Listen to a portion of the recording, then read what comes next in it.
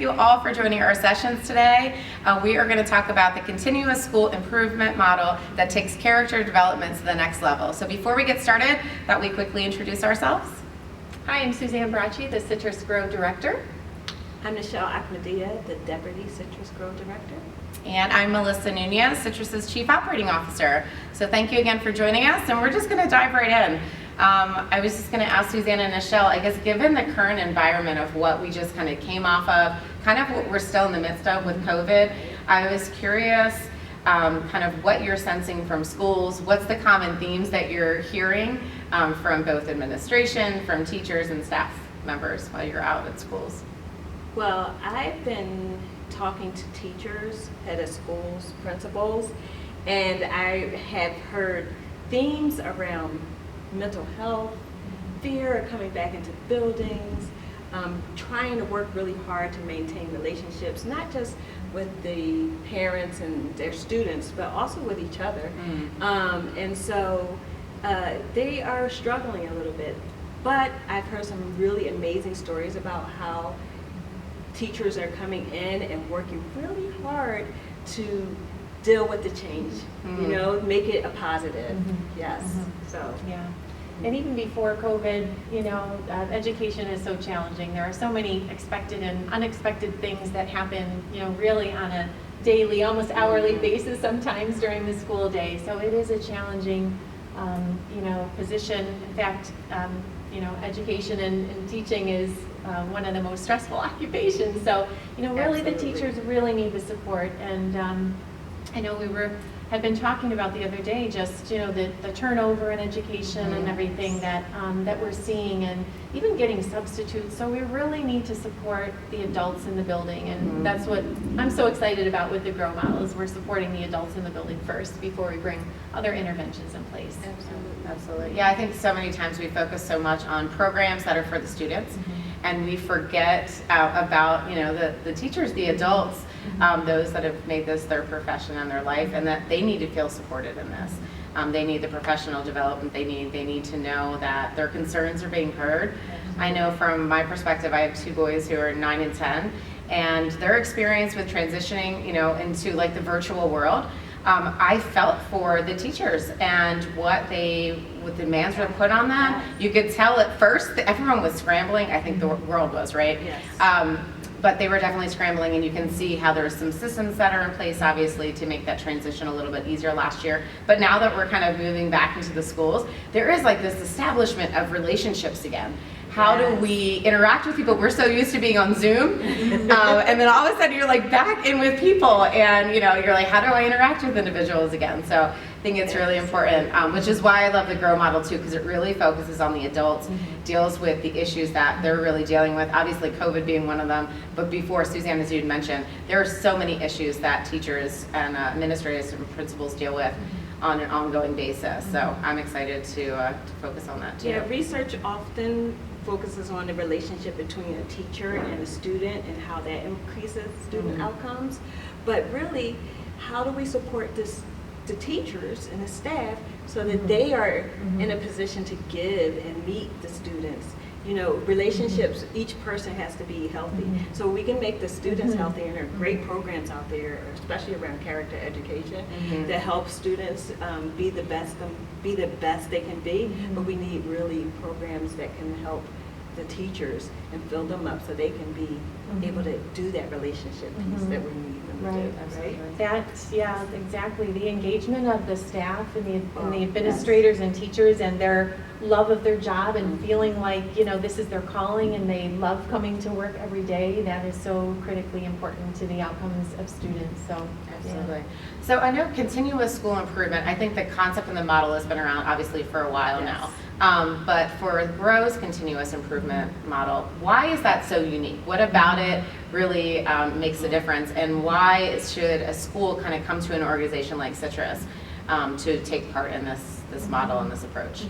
Citrus GROW model is really a unique process because we take kind of the best of data collection and understanding what's happening in the building in terms of the strengths, the challenges, really taking a deep dive and looking at that, and understanding what's happening, what's working, what needs to be tweaked and changed, in order for teachers to be, as successful as they possibly can be, teachers and administrators and really all the staff in the building to be as successful and happy as they possibly can be.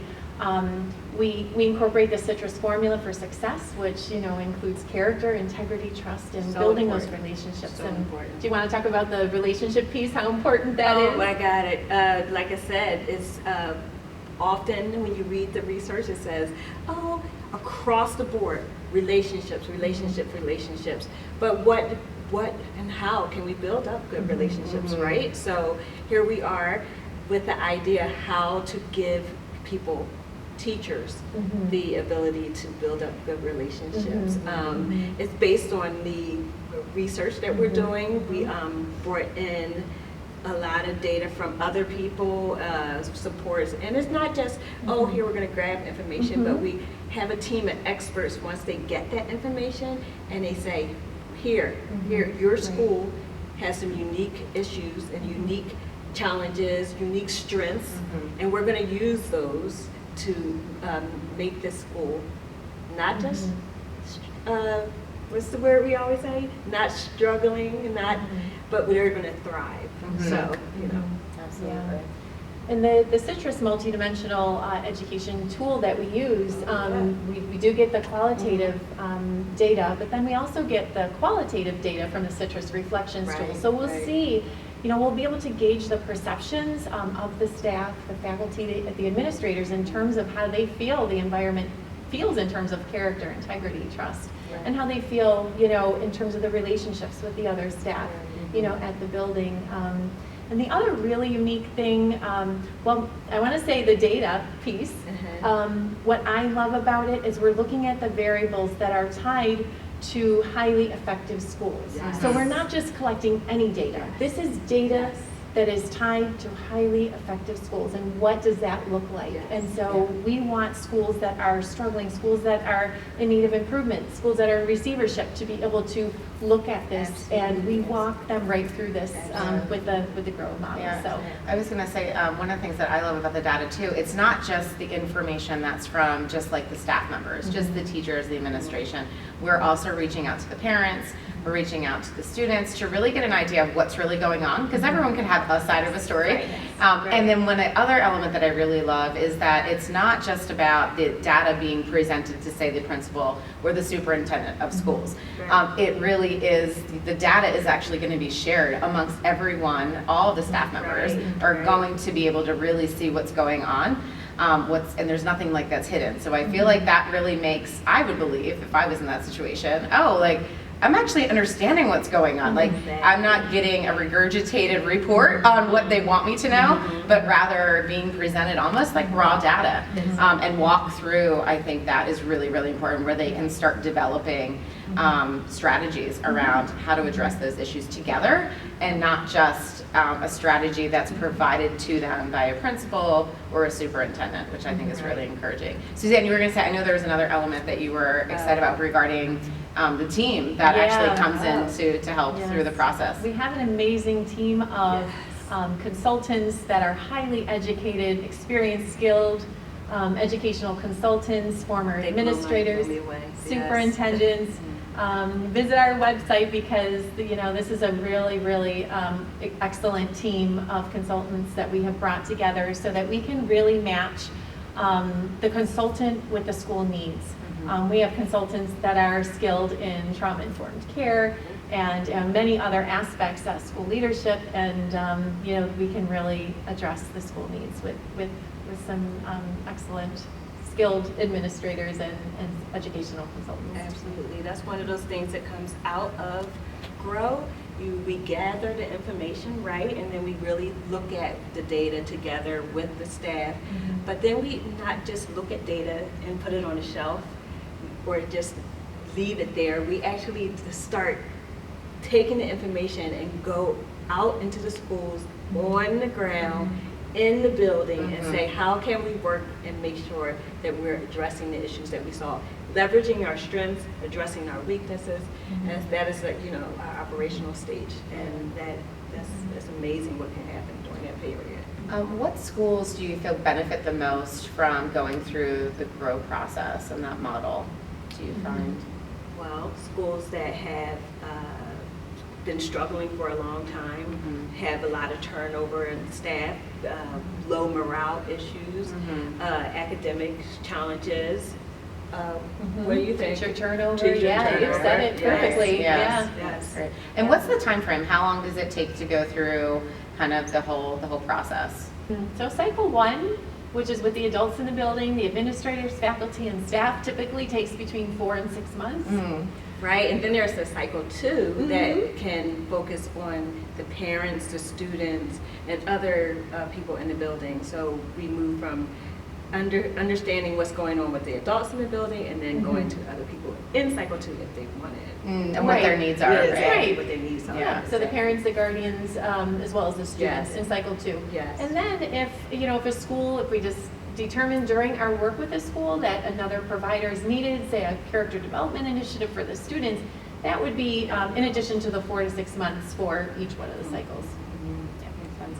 So one of the things that we were going to mention were just like the strategies, obviously, not only just to survive, but to thrive. I think we talked about the current culture, what's going on. Obviously, the GROW process you just talked about could be anywhere from 4 to 6 months, and it is very intensive. It really is. It's our team of consultant experts coming in, walking schools through this process, which I think is probably like a very deep dive of what's really going on, which is awesome. That may not be the best option for some schools. So there is potentially some alternatives, obviously, that you can do right now. I think one thing that I've realized in this moment is change is inevitable. I feel like we're in this environment of change.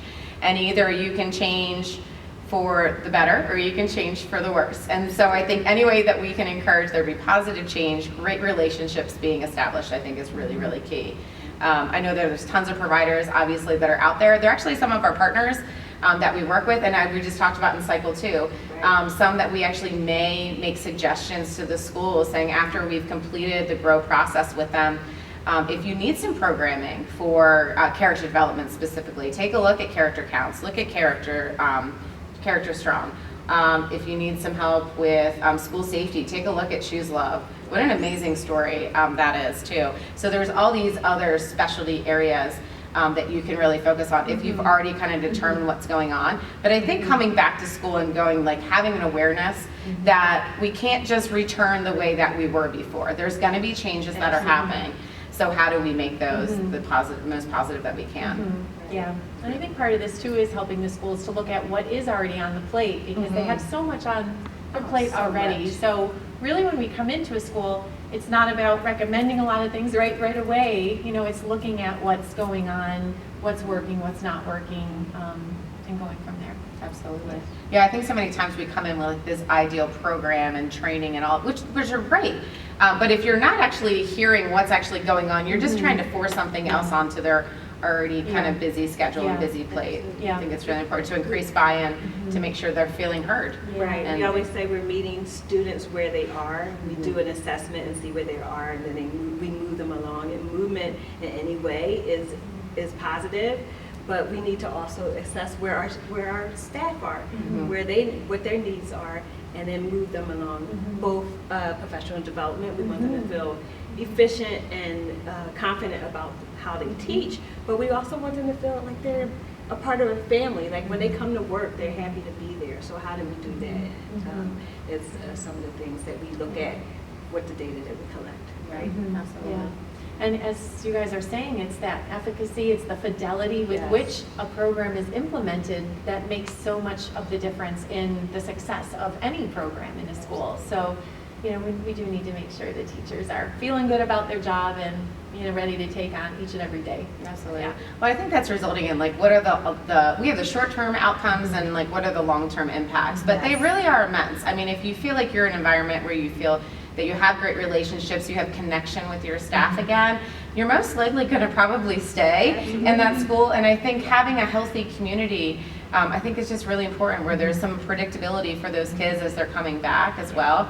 I know the cost reduction I think is really important. Obviously there is a cost to using the GROW model, but I think at the expense of what is the cost when you have such high turnover and you're having to rehire, retrain new staff members, that's incredibly time consuming and costly for school districts and for schools. So I'm excited about the environment that it's creating, but also I think just creating a very healthier school environment and district. There's a lot of great benefits to it for sure. So It would be a school that I would like my kid to be in that environment. So absolutely. Absolutely. 100%. We should Well, probably mention that we're really looking to work with, a district's 1 to 2 most challenged schools. Mhm. We don't want districts to feel like, we have to implement this in every single school Absolutely. in the district, so. Yeah, that's a great point. This is definitely a strategy, one of many, but this strategy is definitely tailor-made for the schools that are struggling. Yeah, absolutely, definitely. Well, it's so customizable. I mean, I think you could have a handful of schools doing it in the district, but each with their plans, when they're doing like their strengths, weakness, and opportunities, like a SWOT analysis, going to look very different, Yeah, obviously absolutely. depending on the dynamics of that team as well. It's really important that we do that. Well, I want to thank you all today. This was great. I want to thank everyone who joined us today. I hope you guys found this educational, informative, and yeah, we are available if anyone wants to reach out to us. There's information obviously on our website. I believe in the little write-up on the session, our website's on there, but please feel free to reach out to any of us. We'd love to schedule a one-on-one conversation with you if some of these things kind of related, and if it's something you think that your district or any schools in your district could benefit from. We're standing by to help, and we're excited about really helping so many different schools throughout the nation. So thank you all for your time again today. Suzanne and Nichelle, thank you for joining me. It's great being with you all as Thank always, you. and we'll see you soon. Thank you.